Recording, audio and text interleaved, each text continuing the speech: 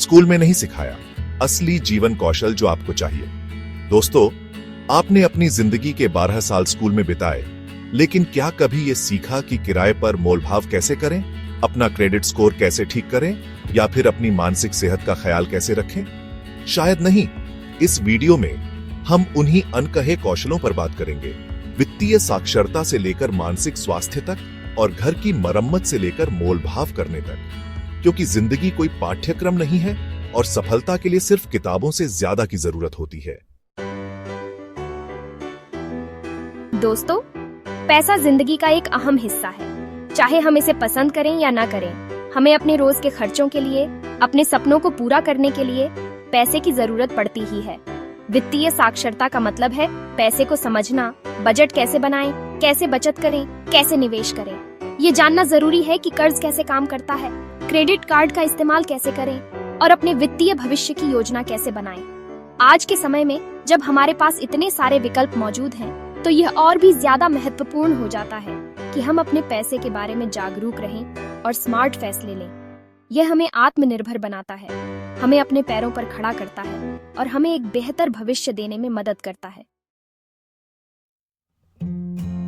दोस्तों, चाहे आप स्टूडेंट हो, नौकरी पेशा हो या फिर अपना घर बसाने की सोच रहे हो, किराए पर घर लेना एक बड़ा फैसला होता है और इस फैसले के साथ ही आता है किराए पर मोलभाव करने की जिम्मेदारी।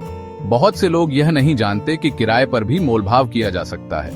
मोलभाव करने से पहले बाजार की जानकारी जरूर हासिल कर लें। देखें कि उस इलाके में किस किराए पर घर मिल रहे हैं, क्या सुविधाएं दी जा रही हैं। मकान मालिक से बात करते समय अपने बजट और जरूरतों को स्पष्ट रूप से रखें। थोड़ी सी कोशिश से आप न सिर्फ पैसे बचा सकते हैं, बल्कि एक बेहतर घर भी पा सकते हैं। चैप्टर 3, मन की बात। मानसिक स्वास्थ्य क्यों महत्वपूर्ण है? दोस्तों, जिस तरह हम अपने शरीर का ध्यान रखते हैं, उसी तरह अपने मन का ध्यान रखना भी बहुत जरूरी है। मानसिक स्वास्थ्य का मतलब सिर्फ बीमारी से मुक्त होना नहीं है, बल्कि यह हमारे भावनात्मक, मनोवैज्ञानिक और सामाजिक रूप से स्वस्थ होने का नाम है। जिंदगी में उतार चढ़ाव आते रहते हैं और ऐसे में तनाव, चिंता और निराशा महसूस होना स्वाभाविक है। लेकिन जब ये भावनाएं ज्यादा दिनों तक बनी रहती हैं, तो यह हमारे मानसिक स्वास्थ्य को प्रभावित कर सकती है। अपनी भावनाओं को पहचानें, जरूरत पड़ने पर किसी से बात करें और खुद को समय देना सीखें। अगर आपको लगता है कि आप मानसिक रूप से स्वस्थ नहीं हैं, तो किसी विशेषज्ञ की सलाह जरूर लें। चैप्टर 4, क्रेडिट स्कोर, अपनी वित्तीय सेहत का राज।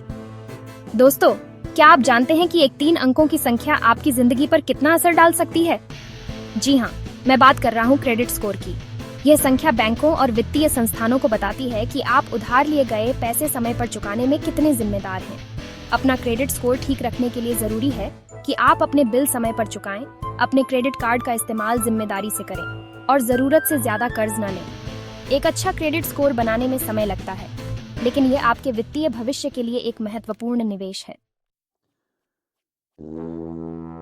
चैप्टर 5, घर की बुनियादी देखभाल।